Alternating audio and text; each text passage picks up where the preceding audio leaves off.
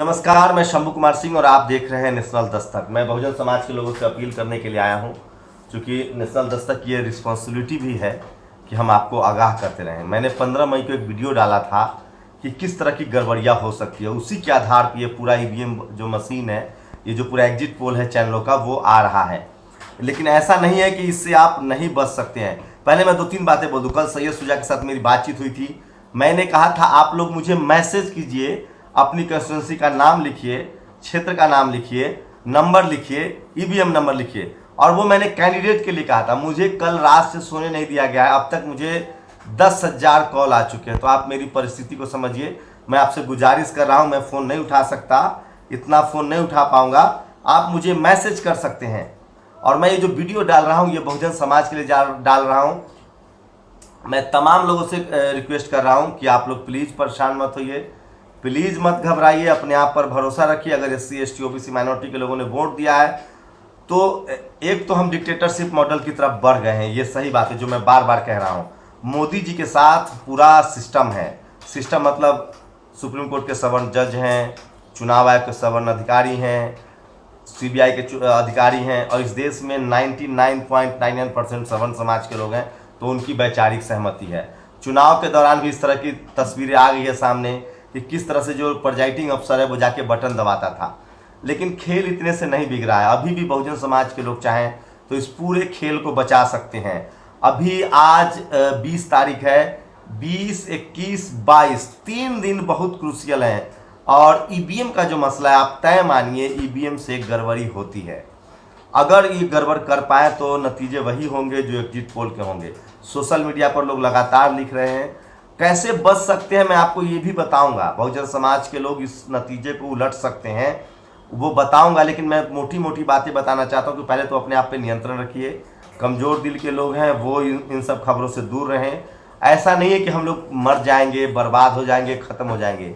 ये देश बहुजनों का है। इस देश के चाहे वो आज़ादी की लड़ाई हो, चाहे वो जात पात की लड़ाई हो, चाहे वो महिलाओं की लड़ाई हो, बहुजनों ने लड़ा है। अम्बेडकर, फूले, पेरियार, गौतम बुद्ध से लेकर रविदास, कबीर, ये तमाम हमारी एक लंबी परंपरा रही है। बाबा साहब अम्बेडकर, ज्योतिबा फूले। सोचिए, बाबा साहब जब हमारे लिए लड़ रहे थे, ज्योतिबा फूले जब हमारे लिए लड़ रहे थे, तो कितने भयानक हालात थे। आज भी हालात उससे बदतर हुए हैं। ये सरकार अगर बीजेपी आती है, कांग्रेस थोड़ा और महीन खेलती थी, बीजेपी और बदतर तरीके से करेगी। लेकिन हम हारने वाले लोग नहीं हैं।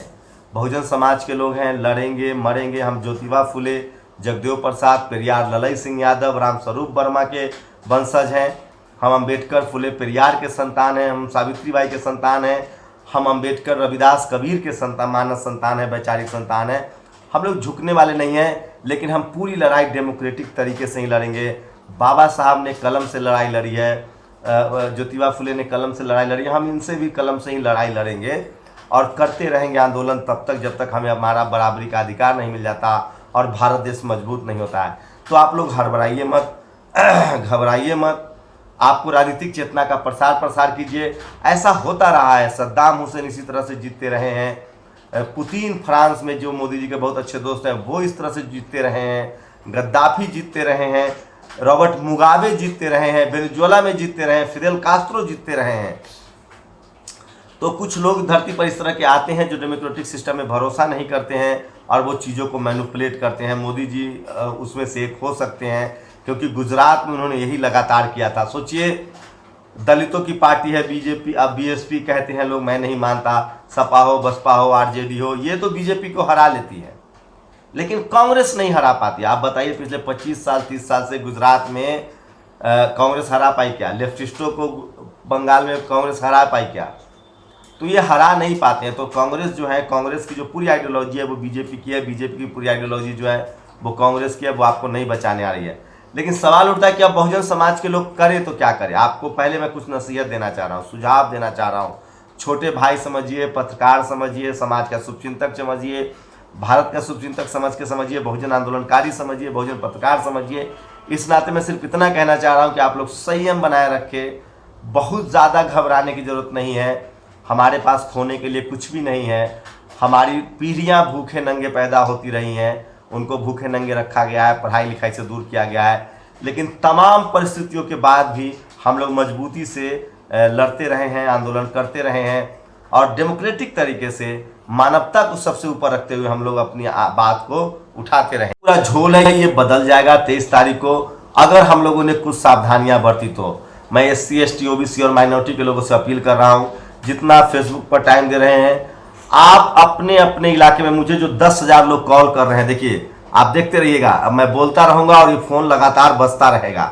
आप उम्मीद कर सकते हैं कि कितना ज्यादा कॉल आ रहा है। मैं समझ रहा हूं, मैं आपका सम्मान कर रहा हूं, मैं जानता हूं कि आप क्यों चिंतित हैं, लेकिन चिंता से कुछ नहीं होगा। बुद्ध ने कहा था अप दीपो भव, आपको इसके लिए कोशिश करनी होगी, काम करनी होगी। बहुत साधारण है, अभी भी 3 दिन का समय है, 20, 21, 22। आपके जहां भी आप जिस हर जिले में स्ट्रांग रूम बनाया गया है, आपकी जो कंस्टिट्यूएंसी है, देखिए दूसरी बार फोन बजने लगा, तो आपकी जो कंस्टिट्यूएंसी है वहां, इसलिए मैं कह रहा हूं आप मुझे डिस्टर्ब कर रहे हैं, इतना फोन करेंगे मैं नहीं ले पाऊंगा।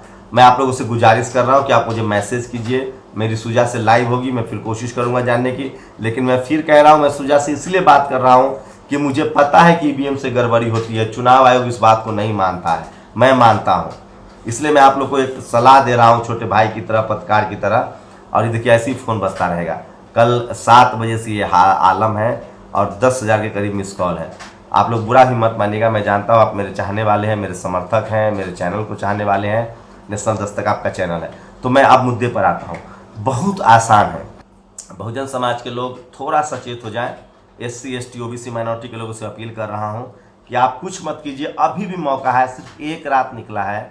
इनको कम से कम 50% EVM बदलने होंगे ये नतीजे लाने के लिए जो एग्जिट पोल दिखा रहा है।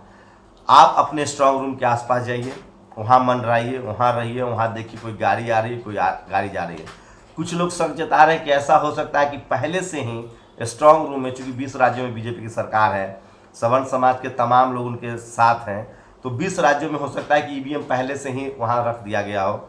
फिर भी आप नज़र बनाए रखिए, अगर आप कोशिश करेंगे तो आप बचा सकते हैं हालात को, परिणाम को बदल सकते हैं। स्ट्रांग रूम के पास 3 दिन तक आपको जागना पड़ेगा, आपको लगातार रहना पड़ेगा और आप अकेले मत जाइए, कम से कम 1 दर्जन 2 दर्जन, मैं इस देश के जितने कैंडिडेट हैं उनसे कह रहा हूँ, आपकी नैतिक जिम्मेदारी है कि आप ये कीजिए।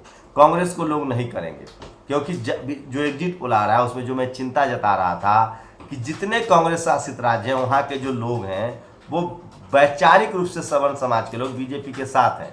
वहाँ के अधिकारी भले मुख्यमंत्री कांग्रेस के हों, भले वहाँ सत्ता कांग्रेस की हो, लेकिन वहाँ के जो लोग हैं वो वैचारिक रूप से बीजेपी के साथ हैं। तो वो नहीं चाहते हैं कि बीजेपी जाए, दरअसल वो अंदर से चाहते हैं कि बीजेपी इतना अत्याचार करे, इतना अत्याचार करे SC ST OBC माइनॉरिटी पर, संविधान खत्म कर दे, आरक्षण खत्म कर दे, और फिर एक दिन हमको, पिछली बार राहुल गांधी के लिए सारे बहुजन समाज के लोग हमको वोट कर देंगे, हम प्रधानमंत्री बन जाएंगे। तो उनकी कोशिश है कि या तो बीजेपी रहे या कांग्रेस रहे, या कांग्रेस रहे या बीजेपी रहे। अगर ऐसी उनकी कोशिश नहीं होती तो वो राजस्थान, मध्य प्रदेश, छत्तीसगढ़, देश भर में BSP बड़ी ताकत है, उससे गठबंधन करते, चुनाव लड़ते, बीजेपी को हरा देते। तो कांग्रेस ये काम नहीं करेगी। मैं लगातार बहुजन समाज के लोगों से कह रहा हूँ, SC ST OBC माइनॉरिटी, संविधान हमारे लिए जरूरी है, डेमोक्रेसी हमारे लिए जरूरी है। कांग्रेस हो चाहे तमाम पार्टियाँ हों, उनके लिए संविधान जरूरी नहीं है, डेमोक्रेसी जरूरी नहीं है, क्योंकि वो सवर्ण समाज के लोग हैं, उनके खाए अघाए हैं, उनको सदियों से उनको प्रिविलेज है, उनके पास संपत्ति है, उनका कुछ नहीं बिगड़ने वाला अगर डेमोक्रेसी नहीं रही, संविधान नहीं रहा तो। इसलिए हम लोग की नैतिक जिम्मेदारी है कि बाबा साहब ने जो लड़ाई पूरी ज़िंदगी लड़ी है, जो हमें संविधान दिया है, उसको बचाने के लिए डेमोक्रेसी बचानी होगी। और डेमोक्रेसी बचाने के लिए 3-4 दिन हमें EVM की रखवाली करनी पड़ेगी।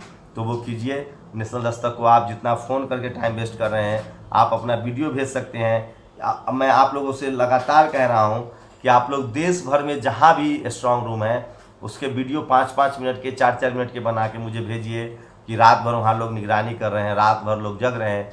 यही एक रास्ता है। नहीं तो आप यकीन मानिए, इस देश की जितनी सवर्ण समाज के लोग हैं, जितनी सवर्ण पार्टियाँ हैं, वो सब सहमत है कि बीजेपी आएगी तो आरक्षण खत्म करेगी, संविधान खत्म करेगी, मनुस्मृति लाएगी, और उनसे उनको कोई परहेज नहीं है।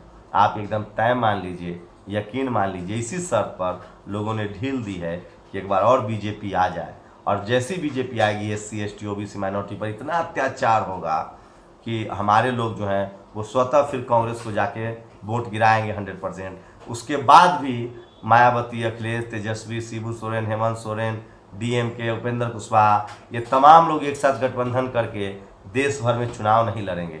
अगर जिस दिन इन तमाम दलों देश भर में चुनाव लड़ गए, अगर कांग्रेस को तेजस्वी ने बाहर कर दिया, बसपा के साथ गठबंधन कर लिया और देश के तमाम राज्यों में, तमिलनाडु हो, आंध्र प्रदेश हो, इन तमाम राज्यों में SC ST OBC माइनॉरिटी के जितने छोटे छोटे दल हैं, बड़े बड़े दल हैं, ये सब मिलकर गठबंधन कर लेंगे तो न तो कांग्रेस आएगी, न बीजेपी आएगी, न कोई सवर्णों की सत्ता आएगी।